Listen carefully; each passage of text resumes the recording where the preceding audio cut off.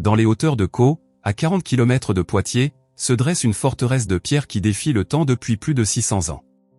Le château de Fougeray, perché sur une falaise de 38 mètres dominant la vallée de la Vienne, n'est pas un monument historique comme les autres.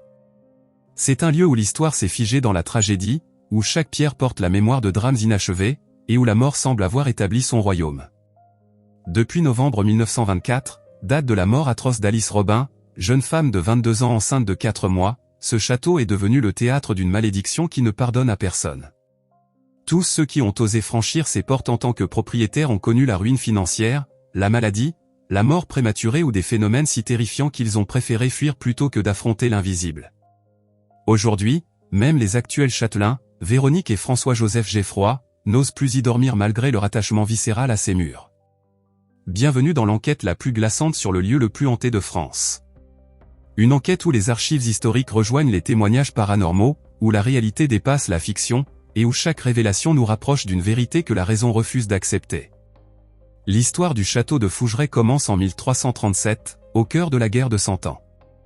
À cette époque, la France est déchirée par les conflits entre les royaumes anglais et français. La construction d'une place forte sur cette falaise dominant la Vienne n'est pas un hasard. C'est un choix stratégique, militaire, impitoyable. La famille Frottier, noble de la région, érige ce qui deviendra leur tombeau dynastique. Jean Frottier, chevalier redoutable, défend la forteresse contre les Anglais avec une férocité qui marque les esprits. Mais c'est son descendant, Florida Frottier, qui inaugure la sinistre réputation du château. Décrit dans les archives comme étant faible d'esprit, dépossédé de ses droits toute sa vie, Florida connaît une fin tragique qui glace le sang. Il est retrouvé mort au pied des escaliers de la crypte, le crâne fracassé. Accident ou meurtre? Les registres de l'époque restent étrangement silencieux sur les circonstances exactes de sa mort. Dès lors, une première malédiction semble frapper les lieux. Les Frottier disparaissent des registres historiques. Le château change de main, passant de famille en famille, chacune laissant sa trace de sang et de larmes dans ses murs de pierre. Au XVIIe siècle, le château de Fougeray tombe entre les mains de Louis Tavot, un seigneur dont le nom résonne encore dans les couloirs comme un avertissement. Les archives judiciaires révèlent un homme procédurier, hargneux, obsédé par l'argent et le pouvoir. En 27 ans, il intente 28 procès contre ses voisins, ses fermiers, même contre l'Église. Mais l'événement qui marquera à jamais le château se produit un jour de 1683. Un huissier royal se présente aux portes de Fougeray pour réclamer le paiement d'une dette. Louis Tavot, ivre de rage, saisit une hache et fend le crâne de l'officier d'un seul coup. Le sternum brisé, le sang se répandant sur les dalles de pierre, l'huissier expire dans des convulsions atroces. Son corps est traîné jusqu'à la crypte où il est enterré sans cérémonie, sans prière, comme un animal. La chambre où ce meurtre a eu lieu, aujourd'hui appelée la chambre de l'huissier, est devenue le point focal des manifestations les plus violentes du château. Des décennies plus tard, les visiteurs qui y dorment se réveillent avec des griffures inexplicables sur le corps, des marques profondes comme si des ongles invisibles avaient labouré leur peau pendant leur sommeil. Des objets tombent des étagères sans raison. Les lits tremblent. Des silhouettes noires se dessinent dans l'obscurité. Certains témoins jurent avoir vu un homme en habit d'époque, le visage déformé par la haine, debout au pied de leur lit, les observant dans un silence plus terrifiant que n'importe quel cri. Louis Tavot échappe à la justice humaine grâce à ses connexions avec la noblesse. Mais il ne peut échapper à la justice divine ou à celle de l'au-delà. Il meurt dans des circonstances étranges, seul dans sa chambre, le visage figé dans une expression de terreur absolue que les domestiques n'oublieront jamais. La Révolution française de 1789 bouleverse l'ordre établi. Le propriétaire de Fougeray, aristocrate jusqu'au bout des ongles, fuit la France pour échapper à la guillotine. Le château est saisi et devient la propriété de Louis-François Bonaventure Brimprelon, maire de la commune de Caux. Un homme du peuple devenu notable, qui voit dans Fougeray l'opportunité d'une ascension sociale. Il épouse Anne-Marie Marguerite Tavot de Fougeray, descendante directe de la famille maudite. Leur union est stérile. Aucun héritier ne viendra perpétuer leur lignée. Lorsqu'Anne-Marie décède en 1803, Louis-François se remarie rapidement avec Adélaïde Rigaud en janvier 1806. Le couple s'installe à Fougeray, plein d'espoir et d'ambition. Mais le château n'a pas terminé de réclamer son tribut. En 1813, Adélaïde devient veuve à l'âge de 28 ans seulement. Louis-François meurt brutalement, laissant une jeune femme seule dans ces murs immenses et oppressants. Les rumeurs locales parlent d'une maladie foudroyante, mais certains témoignages évoquent une dépression profonde, une mélancolie mortelle qui l'aurait consumé comme si le château lui-même aspirait sa force vitale. Adélaïde ne supporte pas longtemps la solitude de Fougeray. Ses enfants vendent le château à la famille Robin-Médard, des négociants en vin de Niort. C'est le début d'une nouvelle ère, mais pas la fin de la malédiction. Au XIXe siècle, la famille Robin-Médard entreprend une vaste campagne de restauration. Louis-Ernest Robin-Médard, administrateur de la Banque de France, possède les moyens financiers pour transformer Fougeray en un château digne de la haute bourgeoisie. Les travaux donnent au château son aspect néo-gothique actuel, avec ses 3 tours rondes, sa chapelle et son architecture imposante. Mais derrière cette façade de respectabilité se cache une nouvelle tragédie. Félix Robin-Médard, fils de Louis-Ernest, hérite du château à la mort de son père en 1889. Homme cultivé, titulaire d'une licence en droit, ancien soldat devenu entrepreneur dans les spiritueux, Félix semble avoir toutes les qualités pour perpétuer l'héritage familial. Pourtant, en décembre 1898, à 4 heures du matin, Félix est retrouvé mort dans son bureau du premier étage.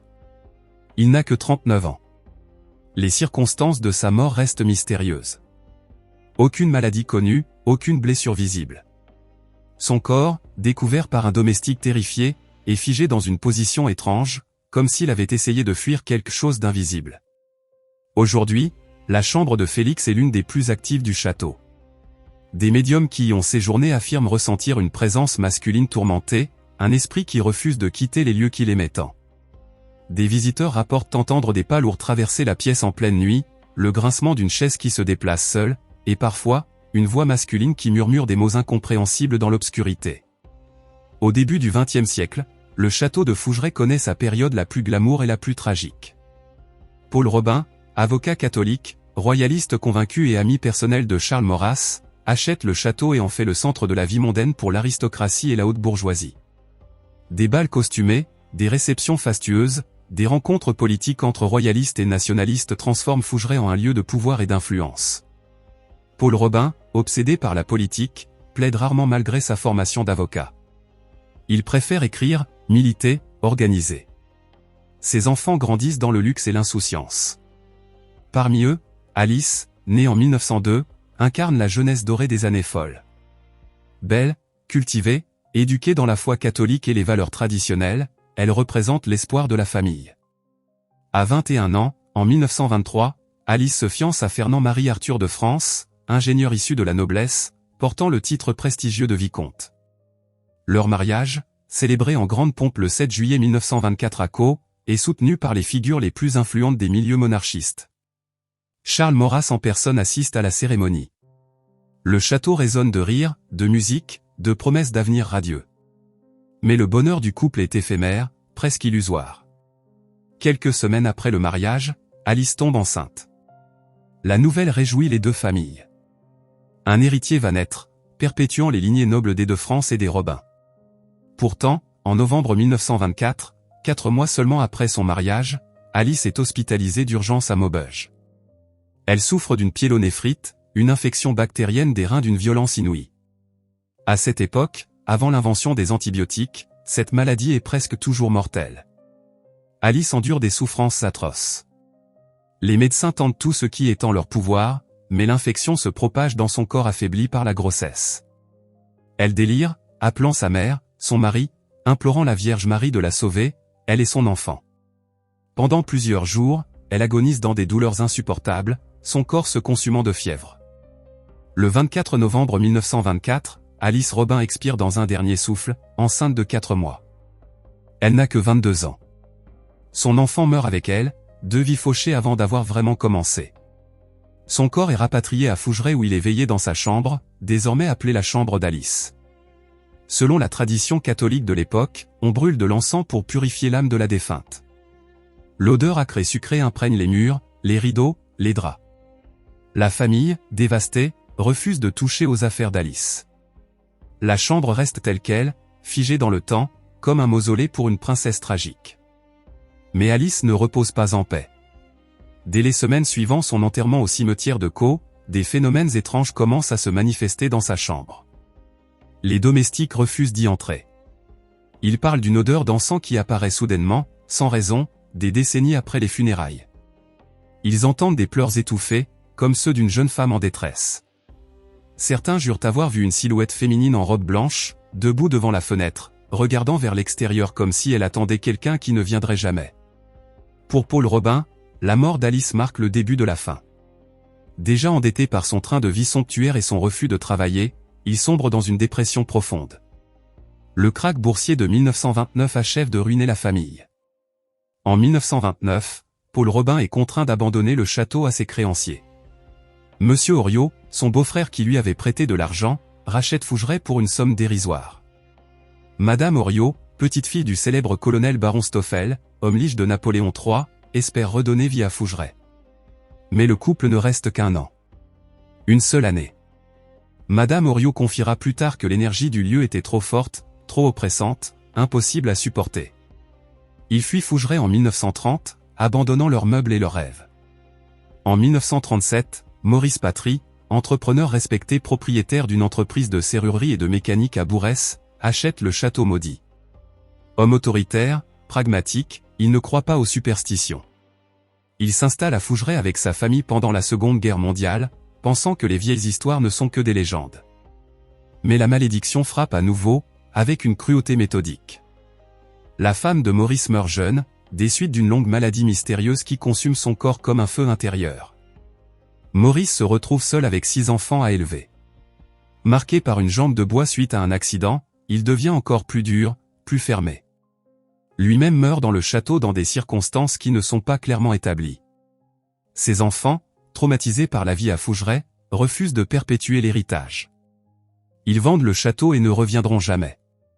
Certains d'entre eux, interrogés des décennies plus tard, admettent avoir vécu des expériences qu'ils ne peuvent expliquer. Des nuits sans sommeil, une sensation permanente d'être observés, des cauchemars récurrents où les murs du château se refermaient sur eux.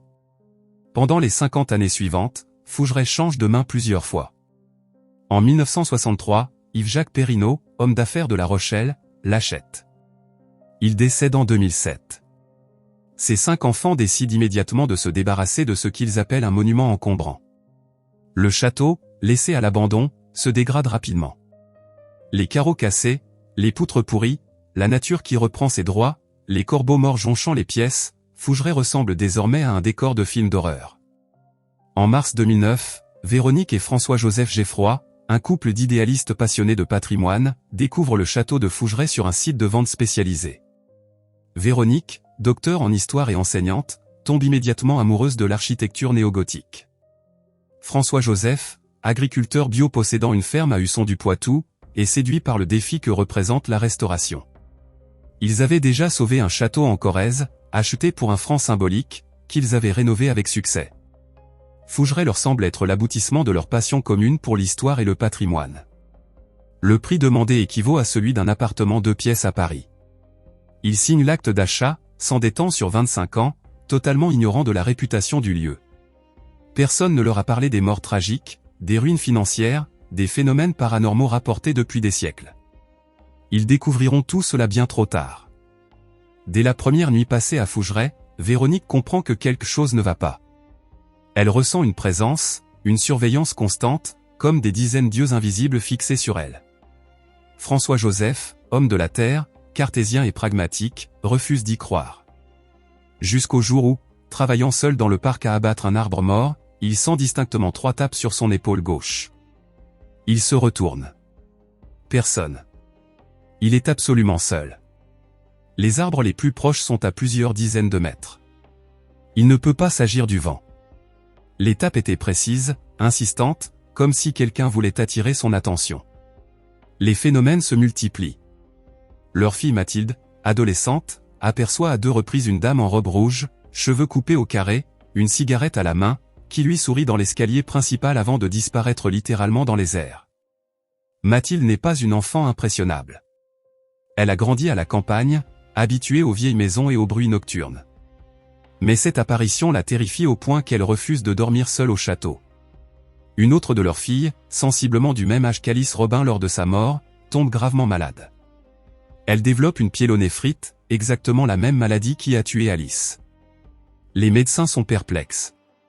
Cette infection est rare chez les jeunes femmes en bonne santé. Fort heureusement, grâce aux antibiotiques modernes, elle survit. Mais elle refuse catégoriquement de retourner à Fougeray. Même aujourd'hui, des années plus tard, elle ne peut entendre le nom du château sans ressentir une angoisse profonde. Véronique commence à tenir un journal des événements étranges. Les objets qui disparaissent pour réapparaître des jours plus tard dans des endroits impossibles. Les portes qui s'ouvrent et se ferment seules, même lorsqu'elles sont verrouillées. Les pas lourds qui résonnent dans les couloirs vides. Les chuchotements en pleine nuit, des voix qui semblent venir de partout et de nulle part à la fois. En 2010, incapable de supporter davantage l'atmosphère oppressante, Véronique et François-Joseph décident de consulter un médium. Florence, praticienne reconnue, accepte de venir passer une nuit à Fougeray. Ce qu'elle révèle laisse la famille sous le choc. Dès son arrivée, Florence annonce qu'elle perçoit la présence d'un homme qui marche difficilement. Il dit s'appeler Maurice, avoir été sévère de son vivant, mais demande qu'on ne lui en veuille pas car il a été veuf très jeune et a dû élever 6 enfants seul. Véronique, sceptique, plonge dans les archives du château. Elle découvre Maurice Patry, propriétaire dans les années 30 et 40, qui avait une jambe de bois, était veuf et avait 6 enfants. Les détails correspondent parfaitement. Florence perçoit également un homme très en colère, obsédé par les procès, hargneux et procédurier. Les recherches mènent à Louis Tavot, qui a effectivement intenté 28 procès en 27 ans, un record pour l'époque. L'homme qui a tué l'huissier à coups de hache. Son esprit semble toujours prisonnier de la rage qui le consumait de son vivant. Mais la révélation la plus troublante concerne Alice. Florence décrit une jeune femme en robe blanche, très triste, qui pleure et cherche son enfant. Elle dit avoir froid, avoir mal, ne pas comprendre pourquoi elle ne peut pas quitter cet endroit. Selon la médium, Alice est piégée dans une sorte de boucle temporelle, revivant encore et encore les derniers moments de sa vie. Encouragée par Florence, qui leur explique que les entités ne sont pas malveillantes mais simplement perdues, les Geffroy décident de transformer leur peur en opportunité. Ils commencent à organiser des visites guidées, des nuitées spirites, des conférences sur le paranormal. L'argent récolté servira aux travaux de rénovation, toujours plus coûteux qu'anticipé. Le bouche à oreille fait son effet. À partir de 2010, Fougeray devient une référence dans le monde du paranormal. Des enquêteurs venus de toute la France, puis d'Europe, viennent passer des nuits dans les chambres hantées. Ils apportent leur équipement sophistiqué, caméras infrarouges, enregistreurs audio, détecteurs d'ondes électromagnétiques, thermomètres laser, tous les outils de la chasse aux fantômes modernes. Les résultats sont stupéfiants. Des voix enregistrées sur des magnétophones dans des pièces vides. Des variations de température inexplicables, avec des chutes de 10 degrés en quelques secondes dans des zones précises. Des photographies montrant des formes vaporeuses, des silhouettes translucides, des visages flous qui apparaissent dans les miroirs ou aux fenêtres. Des détecteurs d'ondes électromagnétiques qui s'affolent sans raison apparente, indiquant des perturbations énergétiques massives. Les témoignages se multiplient, se recoupent, deviennent impossibles à ignorer. Un visiteur qui dort dans la chambre de l'huissier se réveille avec 3 longues griffures sanglantes sur le torse. Il n'a pas d'ongles assez longs pour s'être infligé ses blessures lui-même, et il dormait seul, porte verrouillée de l'intérieur. Les marques ressemblent à des griffes d'animal, mais aucun animal ne peut expliquer leur apparition. Une jeune femme qui passe la nuit dans la chambre d'Alice s'effondre soudainement, prise de convulsions. Elle dit sentir une douleur atroce dans les reins, exactement là où Alice souffrait de son infection mortelle. Il faut plusieurs heures pour la calmer. Elle quittera Fougeray au petit matin, traumatisée, jurant de ne jamais revenir. Un groupe d'enquêteurs utilisant une planche de Ouija dans le salon principal établit un contact avec ce qui prétend être l'esprit de Félix Robin Médard. L'entité épelle des détails sur sa vie que personne dans le groupe ne pouvait connaître. Véronique vérifiera plus tard dans les archives, chaque information est exacte, jusqu'à des détails insignifiants comme le nom de son cheval préféré ou sa marque de cigare favorite. Des médiums indépendants, venant à Fougeray sans avoir été informés de son histoire, décrivent spontanément les mêmes entités, avec des détails concordants. Alice en robe blanche près de la fenêtre. Maurice avec sa jambe de bois dans le couloir du 2e étage. Une vieille femme bienveillante qui embrasse les visiteurs sur le front, identifiée plus tard comme une ancienne gouvernante décédée dans le château au 19e siècle. Un enfant qui rit et court dans les escaliers, jamais clairement identifié mais entendu par des dizaines de témoins. Les médias nationaux s'emparent de l'histoire. TF1, Le Parisien, le journal du dimanche publie des reportages sur le château le plus hanté de France. Netflix consacre un épisode de sa série Jusqu'à l'aube au château de Fougeray. Chaque parution médiatique attire davantage de curieux, de sceptiques, de croyants, tous voulant vivre l'expérience par eux-mêmes. Mais cette notoriété a un prix. Véronique et François-Joseph reçoivent des lettres anonymes, certaines haineuses, d'autres terrifiantes. Des insultes les accusant d'exploiter les morts pour l'argent. Des prières envoyées par des congrégations obscures. Des photos du château marquées de flèches rouges avec des inscriptions délirantes, « Satan est là ». Des menaces de mort, promettant que les soldats de Dieu viendront les sauver. Un colis contient 5 Bibles, une pour chaque membre de la famille, avec des passages surlignés parlant d'exorcisme et de damnation éternelle.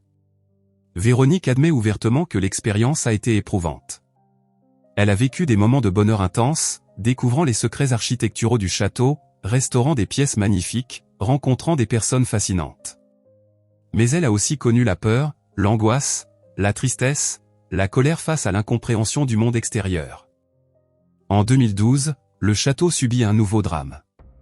Le neveu de Véronique, perdu de vue depuis 5 ans, refait surface à Fougeray. Il semble agité, perturbé, parlant de voix qui l'appellent. Quelques jours plus tard, il est retrouvé pendu dans le parc du château. Suicide? Accident? Influence paranormale? Personne ne peut répondre avec certitude. Mais Véronique est convaincue que Fougeray a joué un rôle dans cette tragédie. Cette mort pousse la famille Geffroy à envisager sérieusement la vente du château. Mais qui voudrait acheter le lieu le plus hanté de France? Malgré plusieurs annonces, aucun acheteur sérieux ne se présente. Le château est devenu invendable, sa réputation le condamnant à rester entre leurs mains. Aujourd'hui, Véronique et François-Joseph ne vivent plus à Fougeray. Ils habitent leur ferme à quelques kilomètres de là, ne venant au château que pour les visites guidées, les événements spéciaux, les travaux de maintenance. Véronique avoue candidement que si elle devait passer une nuit seule à Fougeray, elle dormirait très peu. La peur, explique-t-elle, est une énergie de basse vibration, un sentiment négatif qui attire les manifestations négatives. Le château continue d'attirer 6000 visiteurs par an. Des nuitées à 80 € offrent l'opportunité de dormir dans les chambres hantées, d'assister à des séances de spiritisme encadrées par des médiums professionnels, de participer à des enquêtes paranormales avec du matériel de pointe. Tous les revenus, affirment les propriétaires, sont réinvestis dans les travaux de restauration.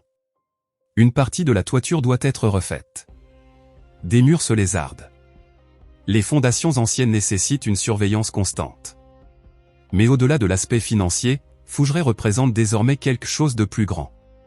C'est devenu un lieu de confrontation entre la rationalité et l'inexplicable, entre la science et le surnaturel, entre le scepticisme et la foi. Des chercheurs en psychologie et en neurosciences viennent étudier l'impact de l'environnement, du stress et des attentes sur la perception du paranormal. Des physiciens installent des appareils pour mesurer d'éventuelles anomalies électromagnétiques. Des historiens fouillent les archives pour séparer les faits de la légende. Cédric Gauthier et Sébastien Mahé, 2 enquêteurs rigoureux, ont consacré un livre entier à Fougeray après des années d'investigation. Leur ouvrage, Fougeray, une porte vers l'au-delà, adopte une approche méthodologique inspirée de la Society for Psychical Research. Chaque phénomène rapporté est soumis à un examen critique. Ils cherchent d'abord des explications rationnelles, courants d'air, interférences électroniques, erreurs de perception, pareidolie, illusions d'optique ou auditive. Mais après avoir éliminé toutes les explications conventionnelles, certains événements restent inexplicables. Des enregistrements audio capturent des voix qui ne peuvent provenir d'aucune source identifiable. Des photographies révèlent des anomalies que les experts en imagerie ne peuvent attribuer à des défauts techniques. Des témoins multiples, ne se connaissant pas, rapportent avoir vu la même apparition au même endroit, parfois à des années d'intervalle. Le plus troublant reste peut-être la cohérence entre les témoignages paranormaux et les archives historiques. Lorsque des médiums décrivent des personnes ayant vécu à Fougeray sans avoir eu accès aux documents, fournissant des détails que même les propriétaires ignoraient, comment l'expliquer rationnellement? Télépathie? Inconscient collectif? Accès à une forme d'information non locale? Ou véritablement contact avec des entités désincarnées? Aujourd'hui, ces entités différentes auraient été identifiées à Fougeray. Alice, évidemment, la plus présente, la plus triste. Félix Robin Médard, l'entrepreneur cultivé mort mystérieusement à 39 ans. Maurice Patry, le veuf à la jambe de bois. Louis Tavot, le meurtrier procédurier. Florida Frottier, le chevalier au destin tragique. La gouvernante bienveillante. L'huissier assassiné. L'enfant qui court dans les escaliers. Une dame en rouge non identifiée. Un soldat en uniforme du XVIIe siècle. Une femme âgée qui tousse dans la bibliothèque. Un homme en noir qui observe depuis les échauguettes. Et plusieurs autres présences plus vagues, des ombres, des silhouettes qui traversent les murs, des énergies résiduelles d'événements traumatiques imprimés dans la pierre elle-même. La question fondamentale demeure, pourquoi Fougeray? Qu'est-ce qui rend ce château si particulièrement actif sur le plan paranormal? Plusieurs théories ont été avancées. Certains évoquent les sources druidiques présentes sur le site bien avant la construction du château.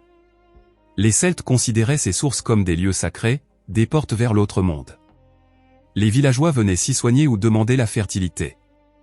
Un lien magique, païen, existait donc dès l'origine. D'autres pointent l'accumulation de drames et de morts violentes.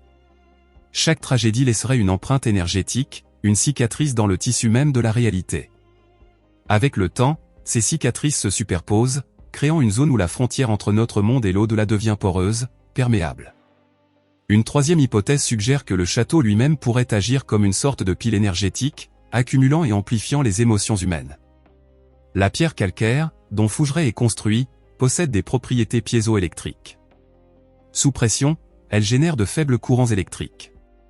Les mouvements tectoniques, les variations de température, même le poids des visiteurs pourraient créer des champs électromagnétiques fluctuants, affectant le cerveau humain et provoquant des hallucinations ou des états de conscience altérés.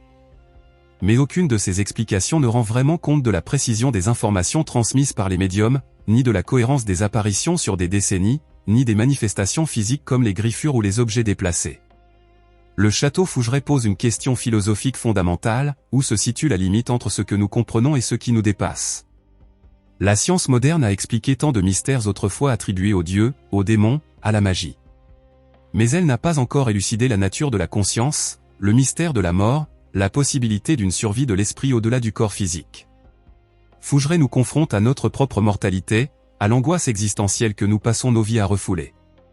Si ces témoignages sont vrais, si ces entités existent réellement, qu'est-ce que cela implique pour nous? Qu'après la mort, nous pourrions rester piégés dans les lieux où nous avons souffert? Que Alice, morte il y a 100 ans, pleure encore son enfant perdu?